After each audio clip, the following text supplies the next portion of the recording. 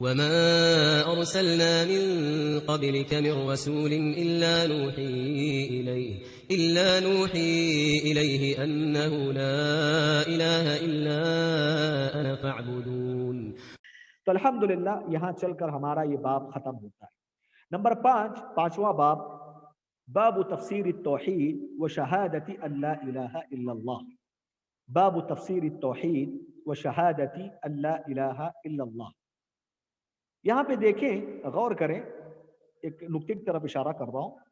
یہاں مؤلف نے کہا تفسیر التوحید و شہادت اللہ الہ الا اللہ. سوال آپ سے یہ ہے، توحید اور شہادت اللہ الہ الا اللہ میں کیا فرق ہے؟ کیا دونوں ایک ہی چیز ہے؟ وہ سمجھ رہے ہیں سوال؟ اس کا جواب، دو جوابات علماء نے دیے ہیں. نمبر 1، بالکل دونوں ایک ہی ہیں. پہلا جواب، دونوں ایک ہی چیز ہیں، دونوں مترادفات ہیں.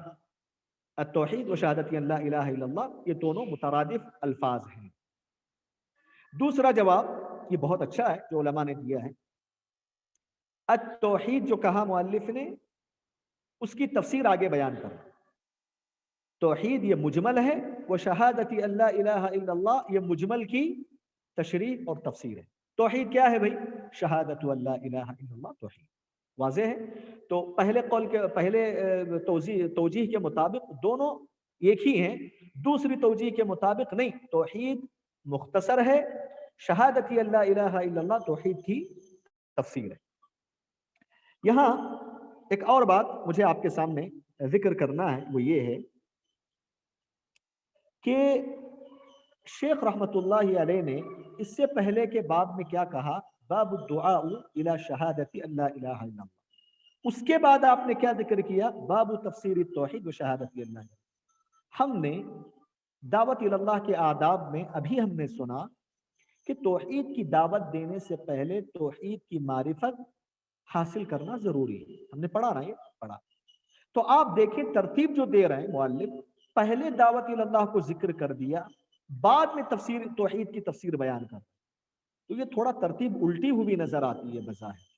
سمجھ رہے ہیں اشکال؟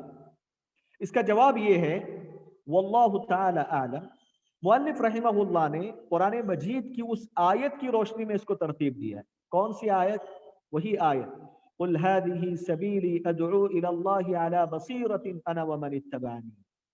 اس آیت میں غور کریں آپ، اللہ تعالیٰ نے پہلے ادعو الی اللہ کہا، اس کے بعد علی بصیرۃ کہا. اس آیت میں پہلے اللہ تعالیٰ دعوت کی بات کہی ہے، پھر اس کے بعد علم کی بات کہی ہے. سمجھ رہے؟ تو اس آیت کی روشنی میں مؤلف نے اس کی ترتیب دیا.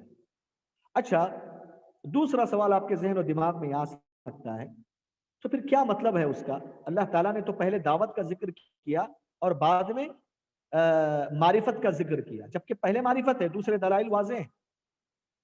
یہ بظاہر اشکال ہے، ورنہ آیت میں کوئی تضاد نہیں ہے، آیت کا مفہوم بالکل واضح ہے. اس کا مطلب یہ ہے کہ دعوت اللہ دیتے ہوئے علم سے آراستہ ہونا چاہیے ایک داعی کو.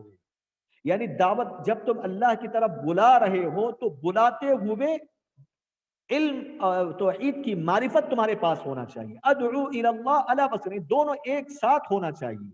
دعوت دیتے ہوئے معرفت بھی ہونا چاہیے. مؤلف رحمہ اللہ بھی وہی اسی کے پیش نظر یہ ترتیب دیے ہیں کہ تم دعوت تو دے رہے ہو، دعوت دیتے دیتے تفسیر التوحید و شہادت اللہ الہ الا اللہ سے تم آراستہ ہونا تمہارے لیے ضروری ہے. تو اس کی روشنی میں کوئی اشکال باقی نہیں رہ جاتا کہ کیوں مؤلف نے تفسیر التوحید کو بعد میں ذکر کیا، پہلے دعا الہ شہادت اللہ الہ الا اللہ کا ذکر کیا. بات انشاءاللہ واضح ہو چکی ہوگی کہ سادہ سیدھا اس ترتیب کا مطلب یہ ہے کہ دعوت دیتے ہوئے آدمی تفسیر التوحید سے آراستہ رہے، علم سے آراستہ رہے. یہاں پہ ایک سوال آپ یہ کر سکتے ہیں، ایک اشکال. اب یہاں محمد عبد الوہاب رحمہ اللہ توحید کی تفسیر بیان کر، ٹھیک ہے. اب جو شروع کا جو کتاب تھا، کتاب التوحید جو ہم نے پڑھا، مدخل، اس میں بھی توحید کا تعارف ہے، بلکہ انہوں نے اس مدخل کا نام ہی کتاب التوحید رکھا ہے. تو آپ کے ذہن و دماغ میں یہ چیز آ سکتی ہے کہ وہاں ذکر کرنے کے بعد پھر یہاں کیوں ذکر کرنے کی ضرورت تھی؟ یہ مکرر ہو گیا ہے، یہ ڈبل ہو گیا ہے. تو اس کا جواب یہ ہے کہ یہ مقرر نہیں ہے، یہ مقرر نہیں ہے۔ اس کے دو جوابات ہیں۔ نمبر ایک، کتاب التوحید مدخل میں مؤلف رحمہ اللہ نے توحید کا جو تعارف پیش کیا ہے وہ صرف توحید الوہیت کا نہیں بلکہ توحید کے جملہ اقسام کا تعارف وہاں پیش کیا ہے، وہی مقصد ہے وہاں۔ لیکن یہاں خاص کر کے پارٹیکولر خاص کر کے توحید الوہیت کی تفسیر بیان کرنا مقصد ہے۔ دوسرا جواب، مؤلف رحمہ اللہ نے وہاں کتاب التوحید مدخل میں توحید الوہیت کا جو تعارف کروایا، جو قرآنی نصوص ذکر کیے، وہاں مقصد کے تحت وہاں ذکر نہیں کیا بلکہ تبعاً ذکر کیا ہے۔ جب توحید کے اقسام آ رہے ہیں تو توحید الوہیت بھی اہم قسم ہے تو ذکر کر دیا، لیکن یہاں توحید کی تفسیر بیان کرنا آپ کا اصل مقصد ہے اس بات کے تحت۔ تو ان دو جوابات کی روشنی میں یہ اشکال ختم ہو جاتا ہے کہ کتاب التوحید مدخل اور باب تفسیر التوحید یہ دونوں میں کوئی تکرار نہیں ہے۔ یہ مؤلف رحمہ اللہ نے یہاں تکرار کے ساتھ اس کو ذکر نہیں کیا ہے۔ اس باب کا کیا مقصد ہے؟ بتانا یہ چاہتے ہیں اس باب میں توحید کا اجمالی تعارف، توحید الوہیت کا اجمالی تعارف یعنی مختصر تعارف آپ کے سامنے یہاں پیش کرنا چاہتے ہیں۔ یہ اصل مقصد ہے اس باب کا، مختصر تعارف پیش کرنا، پھر آگے انشاءاللہ اس کی توحید کی تفصیل آپ بیان کریں۔ تو یہاں مقصد یہ ہے کہ توحید کا معنی اور مفہوم مجملاً آپ کے سامنے آ جائے، توحید کی تفسیر آپ کے سامنے آ جائے۔ دیکھیں، توحید کی تفسیر اگر آپ جاننا چاہتے ہیں، کچھ امور، کچھ چیزیں میں آپ کے سامنے ذکر کرنے جا رہا ہوں پوائنٹ کی شکل میں، وہی سمجھ لیں تفسیر التوحید ہے۔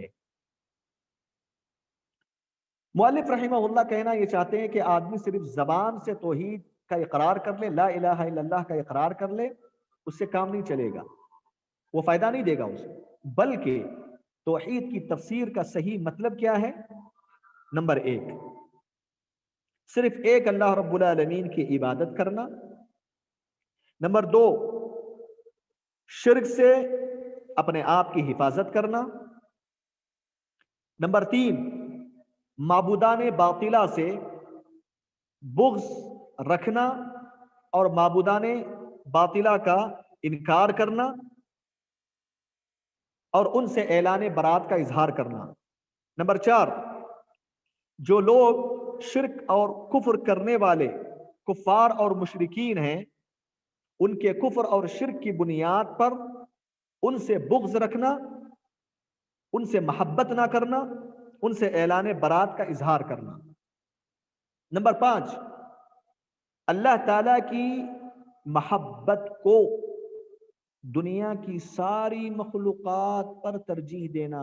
اللہ تعالیٰ کی محبت کو دنیا کی ساری مخلوقات، چاہے بیوی، بچے، والدین، جتنی بھی مخلوقات ہیں، سب پر اللہ رب العالمین کی محبت کو غالب رکھنا، اللہ رب العالمین کی محبت کو مقدم رکھنا۔ اور یہ محبت دو چیزوں سے پوری ہوتی ہے۔ نمبر ایک، نبی صلی اللہ علیہ وسلم کی سچی اتباع سے۔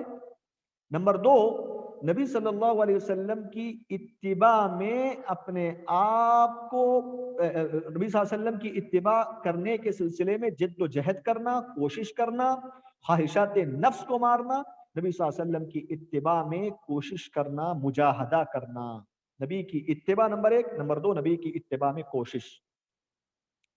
اللہ تعالیٰ نے قرآن میں فرمایا، قل ان کنتم تحبون اللہ فاتبعونی یحببکم اللہ ویغفر لکم ذنوبکم۔ اگر تم اللہ رب العالمین سے محبت کرنا چاہتے ہو، میری اتباع کرو، فاتبعونی یحببکم اللہ، اللہ رب العالمین تم سے محبت کرے گا، تمہاری مغفرت کرے گا۔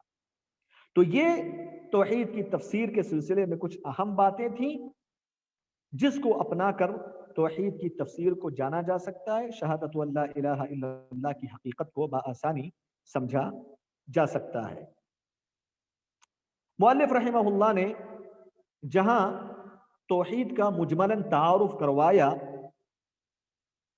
تو مجملاً تعارف کرواتے ہوئے کچھ اہم باتوں کی طرف اشارہ کیا ہے جس سے ہم اللہ رب العالمین کی وحدانیت کا اندازہ لگا سکتے ہیں کہ وہی حقیقی معنوں میں عبادت کا مستحق ہے۔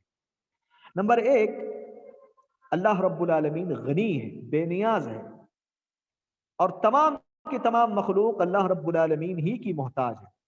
اس سے کیا بتانا مقصد ہے؟ اس سے بتانا مقصد ہے جب اللہ رب العالمین ہر چیز سے بے نیاز ہے، ہم سب اسی کے محتاج ہیں، تو عبادت بھی وہی، عبادت کا مستحق بھی وہی ہے، اور ہم اس کی عبادت کرنے کے مستحق ہیں، اور عبادت کا حقیقی معنوں میں وہی مستحق ہے، کیونکہ وہ تمام مخلوقات سے، تمام چیزوں سے بے نیاز ہے۔ یہ چیز شرعی اعتبار سے بھی، عقلی اعتبار سے بھی ثابت ہوتی ہے۔ نمبر دو، جس طرح ہم اللہ رب العالمین کے محتاج ہیں، اسی طرح آج جو لوگ اللہ کو چھوڑ کر جن معبودان باطلہ کی پرستش کر رہے ہیں، چاہے فرشتے ہوں، انبیاء ہوں، صالحین ہوں، درخت ہوں، پتھر، وہ سب کے سب خود اللہ تعالیٰ کے محتاج ہیں، وہ سب خود اللہ تعالیٰ کے محتاج ہیں۔ تو خود جب اللہ تعالیٰ کے محتاج ہیں تو بھلا کیسے وہ عبادت کے مستحق بن سکتے ہیں؟ یہ دوسرا پوائنٹ ہے۔ تیسرا پوائنٹ، جو لوگ اللہ رب العالمین کی قربت حاصل کرنے کے لیے، اللہ رب العالمین کی قربت حاصل کرنے کے لیے جو لوگ وسیلہ بناتے ہیں، فرشتوں کو وسیلہ بناتے ہیں، انبیاء کو وسیلہ بناتے ہیں، نیک لوگوں کو وسیلہ بناتے ہیں، سمجھتے ہیں کہ یہ نیک لوگ ہم کو اللہ رب العالمین سے قریب کریں گے، یہ بے بنیاد ہے، یہ سراسر قرآنی آیات اور نبی صلی اللہ علیہ وسلم کی تعلیمات کے خلاف۔ اللہ تعالیٰ نے خود قرآن میں فرمایا، یا ایھا الذین آمنوا اتقوا اللہ وابتغوا الیہ الوسیلہ، اللہ سے ڈرو اور اللہ تعالیٰ کی اطاعت و فرما برداری کر کے اللہ کی قربت حاصل کرو۔ تو اللہ تعالیٰ نے اس آیت کریمہ میں یہ نہیں کہا کہ تم فلاں کے واسطے سے میری قربت حاصل کرو، نہیں، تم اللہ کی اطاعت کرو، اللہ تبارک و تعالیٰ کی قربت تمہیں حاصل ہو جائے گی۔ تو یہ تین اہم پوائنٹس ہیں جو توحید الوہیت کو سمجھنے میں کافی معاون اور مددگار ثابت ہوں گے۔ یہیں سے یہ باب بھی الحمدللہ ختم ہو جاتا ہے۔ رب ذوالجلال سے دعا ہے کہ رب العالمین ہم تمام حضرات کو توحید کو اپنا کر اس پر عمل کرنے کی توفیق عطا فرمائے۔ اللہ تعالی ہم کو ہر قسم کے شرک سے ہماری حفاظت فرمائے، آمین۔ اور مزید ویڈیوز کو دیکھنے کے لیے آپ ہمارے یوٹیوب چینل کو سبسکرائب کریں۔ فجزاکم اللہ خیرا۔ الدعوة نور وضاء تجلو ظلمات الحيران، منهج خير الناس جميعا لا يبلى عبر الأزمان. الدعوة نور وضاء تجلو ظلمات الحيران، منهج خير الناس جميعا